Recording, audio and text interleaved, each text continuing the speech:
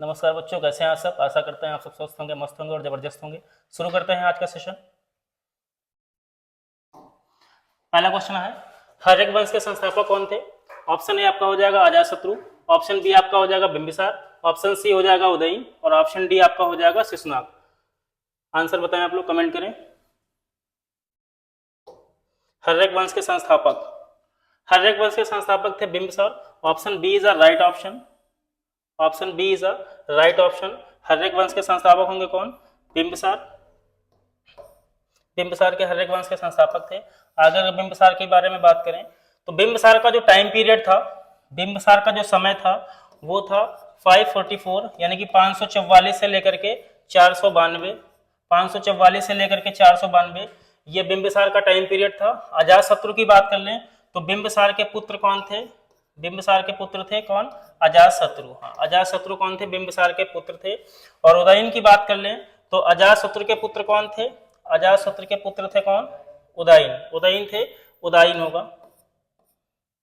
अजातशत्रु के पुत्र कौन थे, उदयन, उदयन अजातशत्रु के पुत्र थे। और शिशुनाग की बात कर लें तो शिशुनाग वंश के संस्थापक थे। अगला क्वेश्चन देखते हैं नेक्स्ट। किस वंश को किस शासक को श्रेणिक के नाम से जाना जाता है। ऑप्शन ए अजातशत्रु हो जाएगा, ऑप्शन बी बिंबिसार हो जाएगा, ऑप्शन सी आपका उदयन हो जाएगा, ऑप्शन डी आपका नागदशक हो जाएगा। जल्दी से बताइए आंसर। किस शासक को श्रेणिक के नाम से जाना जाता है। Option B is a right option, option B is a right option.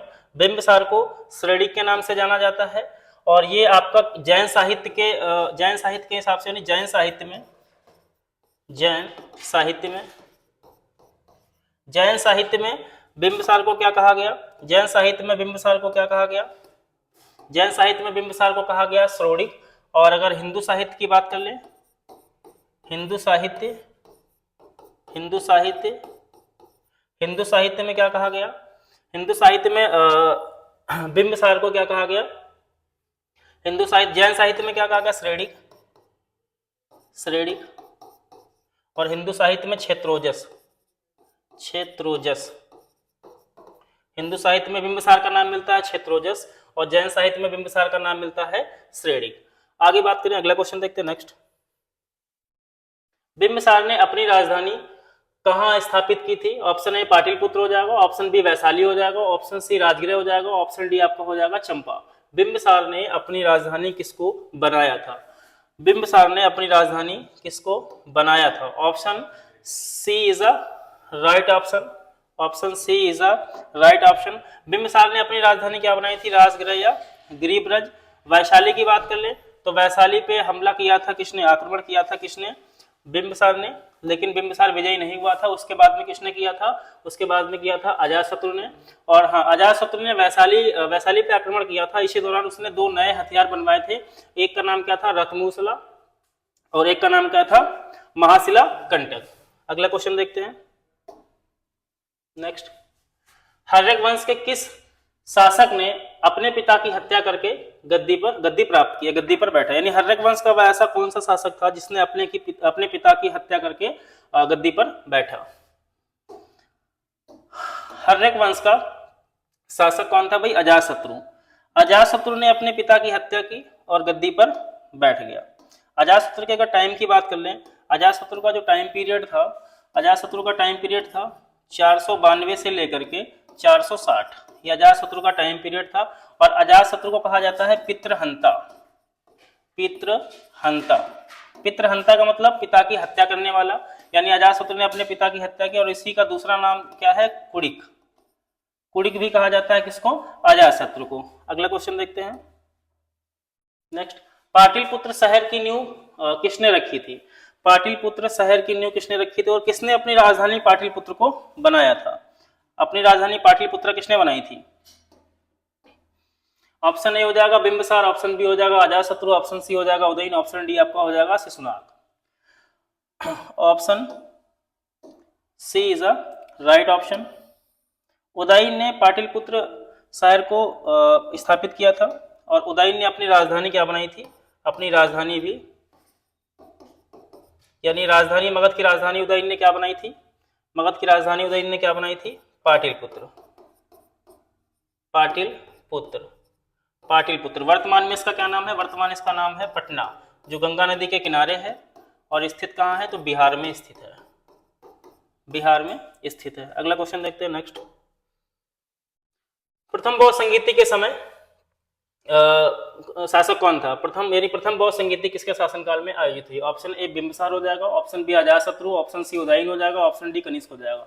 कौन सा होगा? प्रथम बौद्ध संगीति किसके शासनकाल में हुई थी? हाँ, option B, good. Option B is a right option. यानी पहली बौद्ध संगीति किसके शासनकाल में हुई थी? अजातशत्रु के शासनकाल में हुई थी। आगे अगर बात कर ले पहली बौद्ध संगीति का टाइम पीरियड क्या था, यानी पहली बौद्ध संगीति कब हुई थी? तो पहली बौद्ध संगीति हुई थी आपकी हुई थी 483। स्थान कौन सा था? स्थान था राजगृह। और शासक कौन था? अजातशत्रु। और अगर अध्यक्ष की बात कर लें, अध्यक्ष कौन था? तो अध्यक्ष था महाकश्यप। महाकश्यप कौन थे? अध्यक्ष थे। अगला क्वेश्चन देखते हैं। हर्यक वंश का अंतिम शासक कौन था? Option A Nadeshak, option B Bimbisara हो जाएगा, ऑप्शन सी आपका हो जाएगा अजातशत्रु, ऑप्शन डी हो जाएगा उदयन। हर्यक वंश का अंतिम शासक, हर्यक डायनेस्टी का लास्ट रूलर कौन था? Option A is a right option. Option A is a right option. Haryanka वंश का जो अंतिम शासक था कौन था भाई? नागदशक।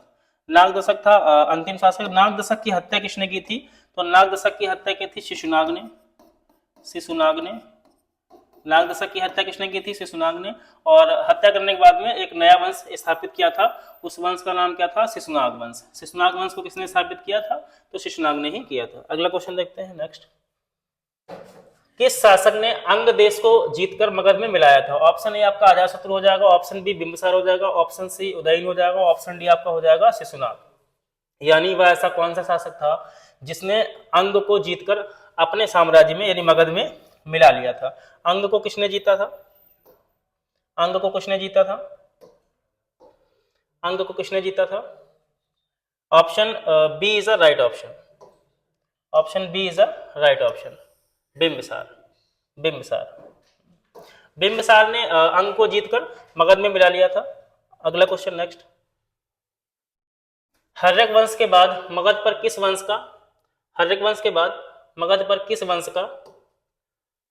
किस वंश के शासन को स्थापित किया गया? यानी ऑप्शन ए हो जाएगा मौर्य वंश, ऑप्शन बी हो जाएगा नंद वंश, ऑप्शन सी हो जाएगा शिशुनाग वंश, ऑप्शन डी आपका हो जाएगा गुप्त वंश।